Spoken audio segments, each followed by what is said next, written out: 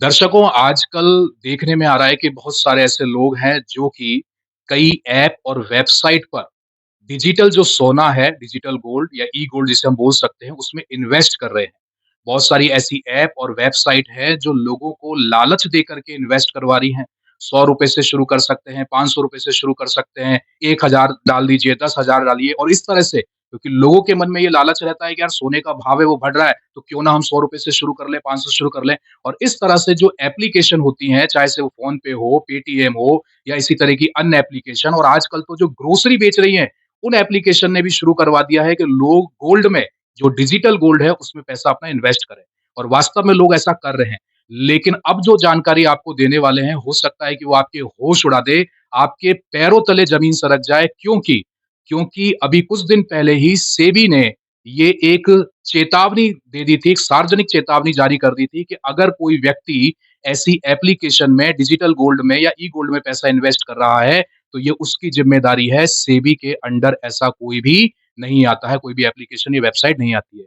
इसका मतलब ये हुआ कि सेबी ये कह रही है कि हमारा इन एप्लीकेशन पर, इन वेबसाइट पर जो डिजिटल गोल्ड में इन्वेस्टमेंट हो रहा है, उस पर कोई भी नियंत्रण नहीं है, हम इस पर सरकारी कोई सुरक्षा नहीं दे पाएँगे। इसका सीधा-सीधा अर्थ ये है कि अगर आपने पैसा लगाया हुआ है और कल को अगर ये कंपनी भाग जाती है, दिवालिया हो जाती है, बंद हो जाती है, इसका सीधा-सीधा मतलब ये हुआ कि आपका जो पैसा है वो वापस नहीं मिलने वाला, आपको कोई सरकारी सुरक्षा नहीं मिलने वाली है। और इसी कारण से कि वास्तव में ये जो चेतावनी जारी हुई है सेबी के द्वारा, वो वास्तव में सही है भी या नहीं है? कि हाँ भाई, हमें डिजिटल गोल्ड में जो हमारा पैसा लगा हुआ है, कल को यदि वो कंपनी भाग जाती है, दिवालिया हो जाती है या ऐप बंद हो जाता है या और किसी तरह की दिक्कत आ जाती है, तो हमारा जो गोल्ड में इन्वेस्टमेंट है, वो वास्तव में सुरक्षित है या नहीं? क्या सरकारी सुरक्षा हमको मिल पाएगी या सरकारी मदद हमको मिल पाएगी या सरकार हमारी बात को सुनेगी या नहीं सुनेगी? इसी को लेकर के आज हम यहाँ पर हैं सीए अभिषेक बंसल जी के पास और मैं यहाँ पर सीए के पास क्यों हूँ, ये भी आपको जानना ज़रूरी है क्योंकि सीए चार्टेड अकाउंटेंट एक ऐसा व्यक्ति होता है जो रेगुलेशन के बारे में, टैक्स के बारे में, फाइनेंस के बारे में, रिस्क के बारे में, इन्वेस्टमेंट के बारे में, ये जो मैंने 5 शब्द आपको बोल कर के बताए हैं, ये पाँचों में स्पेशलिस्ट यानी कि विशेषज्ञता हासिल करने वाला व्यक्ति होता है। यही कारण है कि मैं आज यहाँ पर सीए अभिषेक बंसल जी के पास बैठा हूँ, ताकि वो इस बात को वेरीफ़ाई भी करेंगे और वेरीफ़ाई ही नहीं, बल्कि हमको यह भी बताएँगे कि वास्तव में जो गोल्ड है, डिजिटल गोल्ड, ई-गोल्ड, इसमें अगर इन्वेस्ट ना करें तो फिर कहाँ करें या कौन-सा इन्वेस्टमेंट हमारे लिए सुरक्षित है? तो अभी हम बात करेंगे अभिषेक जी से। अभिषेक जी। नमस्ते सभी दर्शकों। जैसा कि आज वेयन जी जो है बहुत महत्वपूर्ण मुद्दा लेकर आए हैं हमारे सामने। आज की स्थिति में क्या होता है कि गोल्ड जो है लगातार गोल्ड के प्राइसेज़ बढ़ रहे हैं, सिल्वर के प्राइसेज़ बढ़ रहे हैं। तो ऐसी स्थिति में कुछ 1 से 2 सालों के अंदर लगातार जो है इन्वेस्टर वो गोल्ड में एक बड़ा इन्वेस्टर जो है वो इन्वेस्ट कर रहा है। तो ऐसी स्थिति में एक प्रश्न ये होता है कि हम जो है किसी गलत दिशा में तो नहीं जा रहे हैं। जब गोल्ड में हम इन्वेस्ट कर रहे हैं, तो कई बार जो है हमारे सामने स्क्रीन के सामने क्योंकि मार्केटिंग आज की स्थिति में ऐसी है कि हम यदि थोड़ा-सा भी यदि मान लो सर्च करते हैं, तो हमें अपने आप जो है अदर साइट्स पर उसकी अपने आप ही कोई न कोई लिंक आ जाती है और उस लिंक पर क्लिक करते ही हमको जो है कोई ऐप हमको बता दिया जाता है। कई बार हम किसी ऐप को यूज़ कर रहे हैं, उसमें हमें जो है गोल्ड की लिंक आ जाती है कि आप डिजिटल गोल्ड खरीदिए। तो ऐसे बहुत सारे प्लेटफ़ॉर्म हमें आज की डेट में जो है वो बहुत सारे जिसे मैं सैकड़ों कह सकता हूँ, सैकड़ों, हज़ारों जो है प्लेटफ़ॉर्म आपके सामने आज उपलब्ध है। अब प्रश्न ये आता है कि क्या हमें इन प्लेटफ़ॉर्म पर इन्वेस्ट करना चाहिए? तो उत्तर ही इसका है, हमें नहीं करना चाहिए। और क्यों नहीं करना चाहिए? क्योंकि इन प्लेटफ़ॉर्म्स को सेबी रेगुलेट नहीं करता है। अब बात ये आती है कि क्या ये प्लेटफ़ॉर्म्स गलत हैं? तो हम ये नहीं कह सकते कि ये प्लेटफ़ॉर्म गलत है। हो सकता है कि ये आपके मनी को एक्चुअल गोल्ड में इन्वेस्ट कर रहे हो, हम इसको डिनाई नहीं कर रहे हैं, परंतु इसकी कोई सिक्योरिटी नहीं है। क्योंकि हम बात करें सेबी की, security exchange board of India जो इंडिया के अंदर कैपिटल मार्केट को रेगुलेट करता है और कैपिटल मार्केट को रेगुलेट करने के नाते इन्वेस्टर्स का प्रोटेक्शन करना सेबी का इंडिया के अंदर कार्य है। जैसे मैं आपको एग्जांपल दूँ रेगुलेटरी जो संस्थाओं का तो आईआरडीए इंश्योरेंस मार्केट को रेगुलेट करता है, जितनी भी इंश्योरेंस कंपनीज़ होती है, उनको रेगुलेट करता है। इसके अलावा आरबीआई ये मनी मार्केट को रेगुलेट करता है, जितनी भी बैंक्स हैं, उनको रेगुलेट करता है। इसी तरीके से हम बात करें सेबी की, तो सेबी कैपिटल मार्केट को, इन्वेस्टर मार्केट को रेगुलेट करता है और सेबी ने जो है सेबी इन चीज़ों पर प्रतिबंध लगाता है, कि हम जो है सेबी जिन मार्केट को रेगुलेट नहीं करता, जिन कंपनीज़ को रेगुलेट नहीं करता, जिन जो इन्वेस्टमेंट जो तरीके हैं, उनको जो यदि रेगुलेट नहीं करता तो उन उनमें हम इन्वेस्ट यदि करते हैं, तो हमें यदि कोई रिस्क आती है तो फिर हम उस रिस्क को खुद को बियर करना पड़ेगा। हमको कोई केस लड़ना है तो हमको अपने स्तर पर लड़ना पड़ेगा यदि इन्वेस्टर को, उसमें सेबी जो है वो आपको कोई हेल्प नहीं कर सकती है।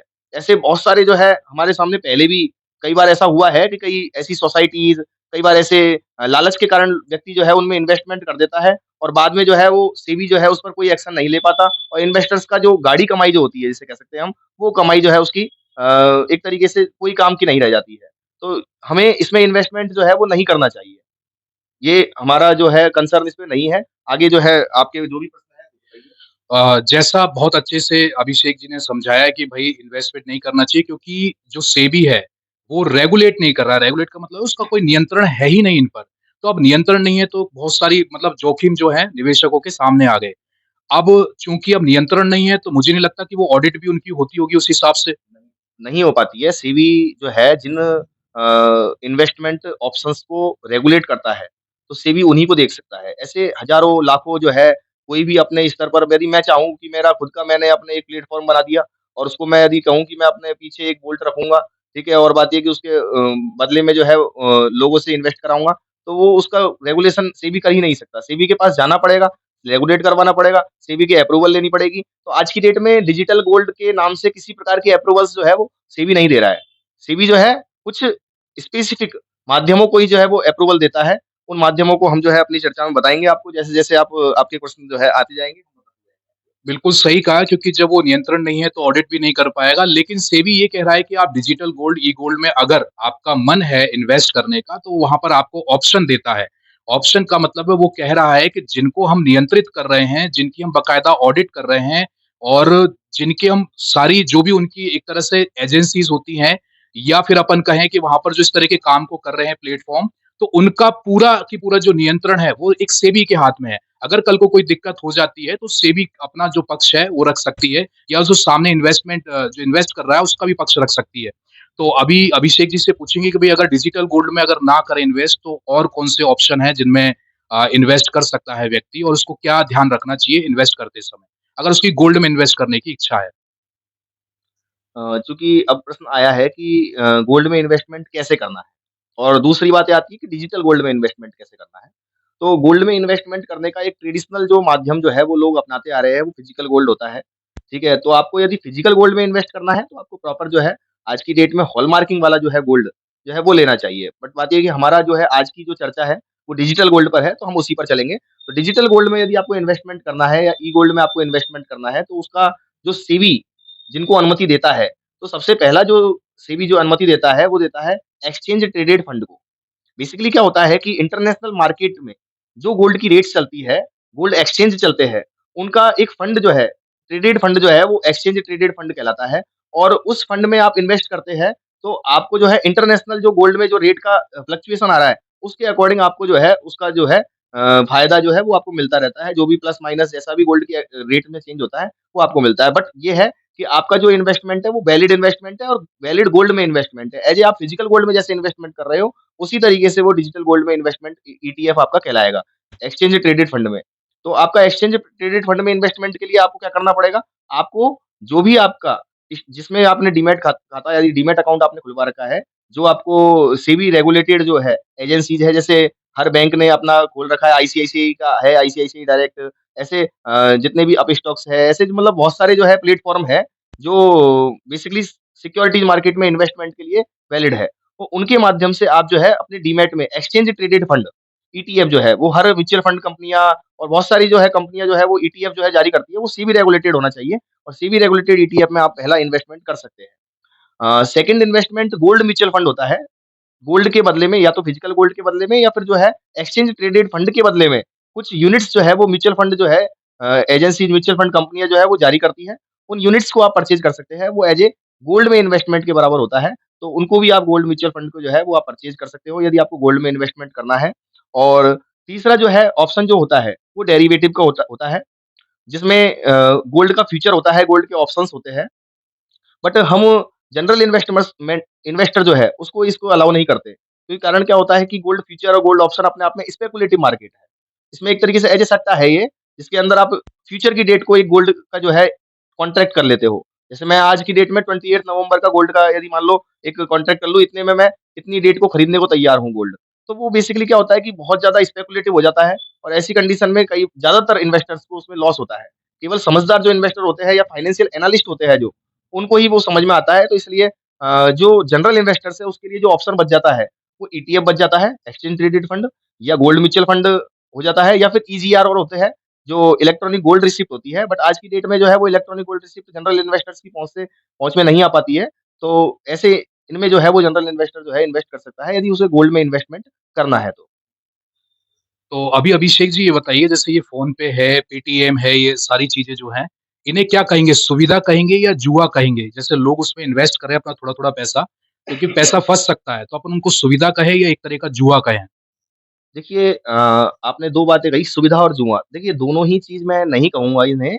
इन्हें मैं ये कहूँगा कि आप ओन रिस्क पर इन्वेस्टमेंट कर रहे हो यहाँ पर, ठीक है? आप यदि आपको लगता है कि ये वैलिड इन्वेस्टमेंट है, कंपनी यदि मान लो वैलिड है, ठीक है? तो आपको लगता है उस पर आप विश्वास करते हो, तो ये आपका आपका निर्णय है, आपका डिसीज़न है। सेबी उसमें कुछ भी नहीं करेगा, ठीक है? तो ऐसी कंडीशन में आप उसे जुआ भी नहीं कह सकते, ठीक है? क्योंकि इन्वेस्टमेंट हमेशा इन्वेस्टर्स की रिस्क पे होता है जनरली।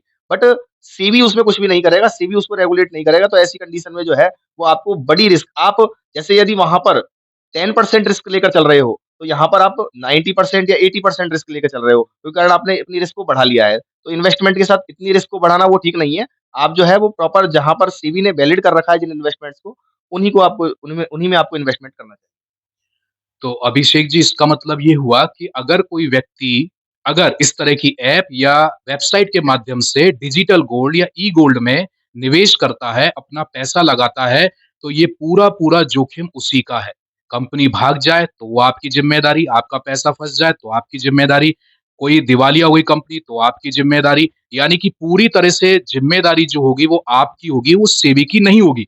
सेबी इसी बात की तो चेतावनी दे रहा है, वो कह रहा है कि भई हमारी कोई ज़िम्मेदारी नहीं होगी, ये आपका जोखिम है। आप ये चेक करें बाकायदा इन्वेस्ट करने से पहले कि जिसमें मैं इन्वेस्ट कर रहा हूँ, वो सेबी के नियंत्रण में है या नहीं। अगर वो सेबी के नियंत्रण में है, तो आप आगे बढ़िए। जैसा अभिषेक जी ने कहा कि भई अगर वो सेबी के नियंत्रण में है, तो आपका जोखिम जो है वो मात्र 10% रह जाता है। लेकिन अगर वो सेबी रेगुलेटेड नहीं है, तो वो जोखिम आपका बढ़ कर के 80 से 90% हो जाता है। तो समझदारी वाली बात है कि जब वो सार्वजनिक चेतावनी दे रहा है सेबी, तो आपको बहुत क्योंकि आपके जो मेहनत का पैसा है, देखने में आता है अभी कई लोगों को जानकारी कम होती है, लेकिन वो लालच में आकर के थोड़ा-थोड़ा पैसा अपना इन्वेस्ट करते चलते हैं और एक बड़ी रकम जो है वहाँ पर पहुँच जाती है। तो इसलिए मना नहीं है इन्वेस्ट कीजिए आप, लेकिन आप एक सुरक्षित इन्वेस्टमेंट कीजिए। और कोई ऐसी सलाह जो आप देना चाहेंगे जो लोग इस समय देख रहे हैं ताकि वो आगे के लिए ध्यान रख सकें कि भई हाँ, हमें ये सलाह यहाँ से मिली? देखिए, सबसे बड़ी बात ये होती है कि आप इन्वेस्टमेंट ये तो गोल्ड की इन्वेस्टमेंट की आपने आज जो चर्चा का विषय था हमारा गोल्ड की इन्वेस्टमेंट का था। बट आप कहीं भी यदि इन्वेस्ट कर रहे हैं, तो आपको इन्वेस्टमेंट करते समय आपको ये देखना है कि सेबी रेगुलेटेड जो है, उन्हीं इन्वेस्टमेंट ऑप्शंस पर आपको इन्वेस्टमेंट करना है। यदि आप इंश्योरेंस करा रहे हैं, तो जहाँ इंश्योरेंस को रेगुलेट करने वाली जो आईआरडीए से रेगुलेटेड जो इंश्योरेंस कंपनीज़ है, उनसे ही आपको इंश्योरेंस करना है। यदि आप बात कर रहे हैं मनी मार्केट की, बैंकों की, तो जो आरबीआई ने जिनको लाइसेंस दे रखा है बैंकों में, उन्हीं में आपको इन्वेस्टमेंट करना है। कई बार ऐसे देखने में आता है कि ऐसी कुछ सोसाइटीज़ आ जाती है, कुछ-कुछ ऐसी बैंक आ जाती है जो आपको 14-14, 15-15% इंटरेस्ट रेट का जो है वो लुभावना एक वो दे देती है, लालच दे देती है। तो ऐसी कंडीशन में फिर जो है वो आपको दिक्कतें होती है। आप अपना जो पैसा है वो वहाँ पे इन्वेस्ट कर देते हो, मनी को इन्वेस्टमेंट कर देते हो और एक व्यक्ति की जो है कमाई जो होती है वो बहुत महत्वपूर्ण होती है उसके जीवन के लिए और एक उस समय काम आती है जब उसको कोई असहाय स्थिति में काम आती है। तो उस स्थिति में कई बार जो है उसके पास कुछ भी नहीं रहता और बहुत बड़ा अमाउंट जो है, बहुत बड़ी राशि जो है उनमें चली जाती है। तो उसमें लालच करना वो ठीक नहीं रहेगा व्यक्ति के लिए। आपको देखना है कि सेबी रेगुलेटेड, आईआरडीए रेगुलेटेड या फिर जो है हम बात करें मनी मार्केट में आरबीआई रेगुलेटेड तो आपको हर जगह आपके मनी को जो जहाँ पे आपको इन्वेस्टमेंट करना है, जहाँ पे डिपॉज़िट करना है, ठीक है? जहाँ पे आपको इंश्योरेंस लेना है, तो हर चीज़ में रेगुलेटरी जो अथॉरिटी है, उसने किन चीज़ों को रेगुलेट कर रखा है, उन्हीं चीज़ों में, उन्हीं ऑप्शंस में आपको जो है इन्वेस्टमेंट या फिर इंश्योरेंस या फिर डिपॉज़िट आपको कराना है। ये आपके लिए हमारी सलाह है। तो जैसे एक डॉक्टर किसी व्यक्ति की बीमारी को बहुत अच्छे से समझता है, वैसे ही एक सीए इस तरह के इन्वेस्टमेंट के जोखिम को, नियम को, फ़ाइनेंस को, रेगुलेशन से संबंधित जो भी बातें उनको बहुत अच्छे से समझता है। यही कारण था कि आज हम यहाँ पर थे, आप सभी के लिए उस नियम को लेकर जो एक सार्वजनिक चेतावनी है सेबी की ओर से। फिर भी आपके मन में कोई ऐसा प्रश्न रहता है, आपको लगता है कि ये पूछने लायक है, बाकायदा आप कमेंट के ज़रिए पूछिए और हम कोशिश करेंगे कि उसको बाकायदा जो भी सीए हैं, अभिषेक जी हैं और भी हैं और उनसे कंसल्ट करके उसको आपको जवाब दिया जाए, ताकि आपको एक अच्छा सलाह मिल सके, एक स सुझाव मिल सके। इस वीडियो में आज के लिए इतना ही। आप देख रहे थे द एक्सपोज़र, मैं बेअंत सिंह, आप सभी को नमस्कार। द एक्सपोजर न्यूज चैनल, तमाशा नहीं, सच।